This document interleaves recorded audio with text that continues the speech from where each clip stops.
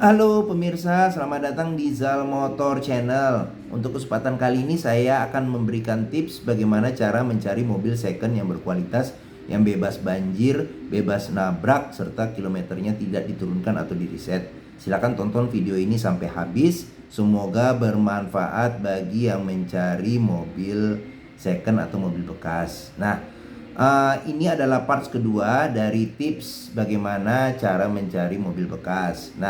Di video saya sebelumnya mungkin apabila belum melihat, silakan tonton dulu video saya yang pertama. Tipsnya itu di sini saya akan memberikan 12 tips.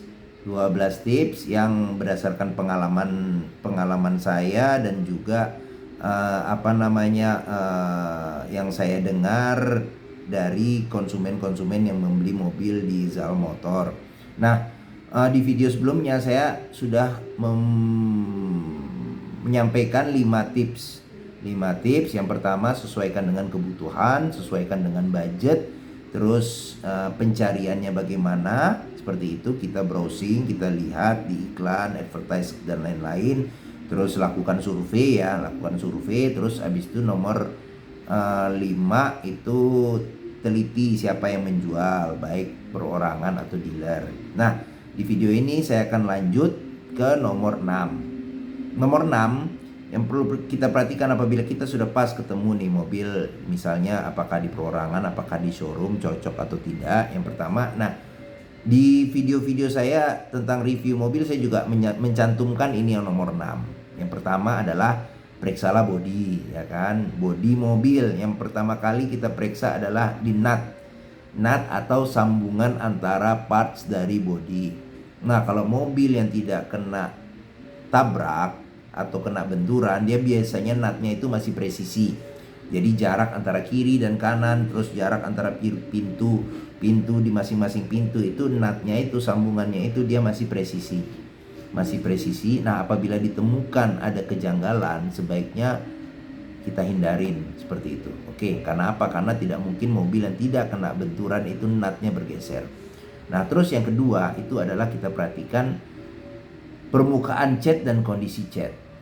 Di sini yang perlu saya tekankan, ibaratnya ya kita jangan mengharapkan mencari mobil second apabila umur yang sudah lebih dari 2-3 tahun itu catnya masih orisinil secara keseluruhan. Ya mungkin ada bagian-bagian yang di-repaint, tapi ya pada dasarnya yang penting itu di repaintnya itu bukan karena bekas nabrak atau reparasi, tapi memang karena gores pemakaian. Itu wajar seperti itu. Jadi apabila mobil tidak kena benturan karena gores pemakaian dan dicat ulang, itu dia permukaan catnya itu masih utuh. Bisa kita lihat dari ini bayangan. Jadi mobil itu kan bodinya memantulkan seperti cermin ya. Jadi ada bayangan permukaan. Itu kita perhatikan bayangannya itu masih lempeng atau tidak, bergelombang atau tidak. Kalau dia sudah bergelombang, berarti ada kemungkinan bodi itu sudah pernah direparasi atau diketok kembali. Karena apa? Karena ketokan manusia itu tidak presisi. Terus yang ketiga itu untuk bagian bodi, kita lihat di masing-masing sealer. Jadi sealer itu juga saya jelaskan. Jadi jika kurang paham mengenai sealer itu apa, bisa ngeliat di video review mobil-mobil stok yang ada di Zal Motor. Sealer itu kita perhatikan masing-masing di pintu, di kap mesin, di pintu bagasi. Apabila sealernya itu aman, berarti mobil itu tidak bekas nabrak. Apabila sealernya itu sudah cacat, berarti ada kemungkinan mobil pintunya atau bagian-bagian partsnya itu sudah direparasi. Dan apabila sealernya itu tidak ada, berarti ada kemungkinan pintu atau kap mesin atau pintu bagasi itu sudah gantian. Seperti itu. Oke. Terus yang kedua kita periksa untuk kondisi mobil, itu adalah dari eksteriornya itu adalah mesin mobil. Yang pertama kita cek apakah ada rembesan atau kebocoran di oli. Terus yang kedua kita harus cek kondisi atau level dari oli. Nah, apakah olinya itu kondisinya masih bagus? Karena yang dikhawatirkan kalau kondisi oli itu apabila sudah dia warnanya itu apa namanya, seperti kopi susu ya, berarti itu sudah parah, harus turun mesin. Karena apa? Karena sudah ada bercampurnya antara pendingin dengan air radiator. Nah, terus habis itu kita cek juga kondisi dan level dari coolant. Nah, apabila di atas permukaan kita buka, misalnya kondisi dingin mobil, radiator kita buka, nah di atasnya itu ada kandungan-kandungan minyak, berarti ada kemungkinan ada pencampuran antara oli sedikit masuk ke dalam saluran pendingin. Nah, seperti itu. Oke.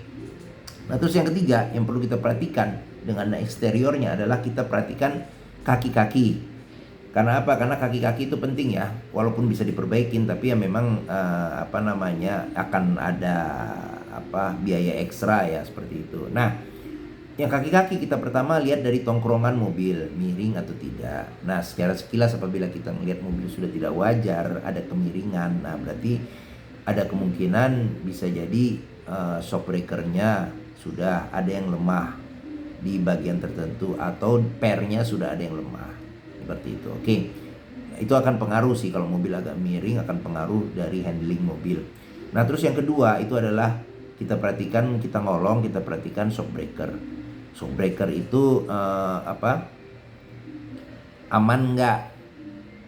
Apabila terlihat ada rembesan-rembesan, ya berarti ya sebenarnya nggak terlalu masalah sih, bisa kita ganti, seperti itu. Tapi kan ya itu akan menjadi checklist bagi kita dalam membeli mobil second. Nah, terus habis itu kita perhatikan juga di velg serta di ban, kondisinya bagaimana, seperti itu. Oke. Tapi itu sih sebenarnya, kalau ban sih sebenarnya ya ibaratnya parts yang bisa diganti ya, jadi nggak terlalu problem, seperti itu. Oke.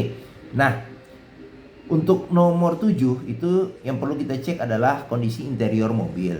Nah, penting karena apa? Karena sebagian pembeli mobil akan berada di dalam interior, seperti itu. Nah, yang pertama, apabila kita buka pintu, kita pastikan aroma dari interior mobil. Pastikan aromanya itu tidak berbau apek atau tidak sedap.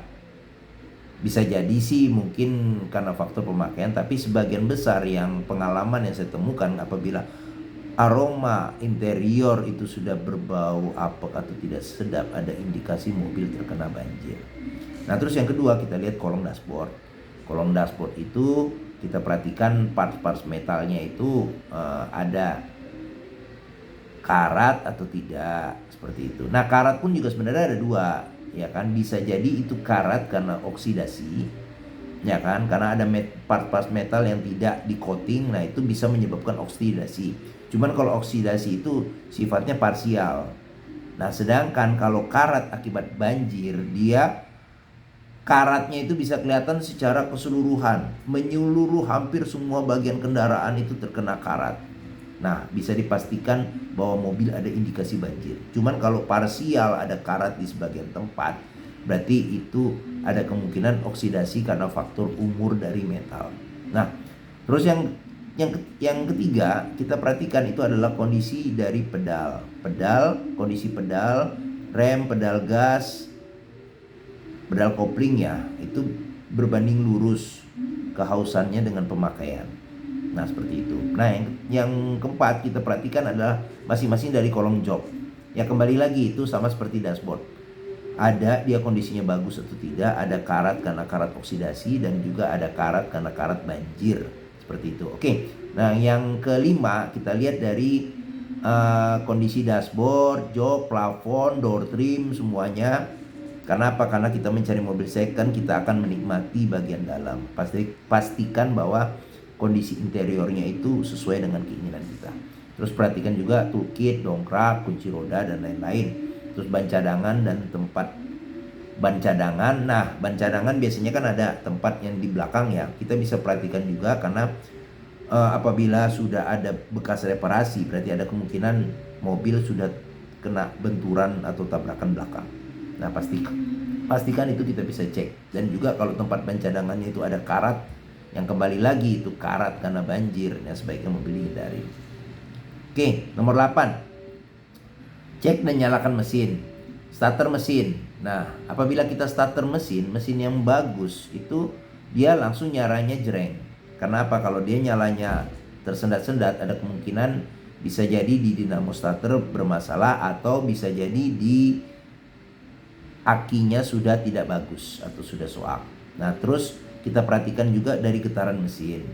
Nah, getaran mesin kita bisa pegang setir, kita rasakan. Terus habis itu posisi duduk kita juga kita bisa rasakan bagaimana. Apabila getaran mesin berlebihan, ada kemungkinan di engine mountingnya bisa bermasalah, atau mesinnya pincang, atau ada hal-hal lain yang menyebabkan mesin bergetar secara berlebihan.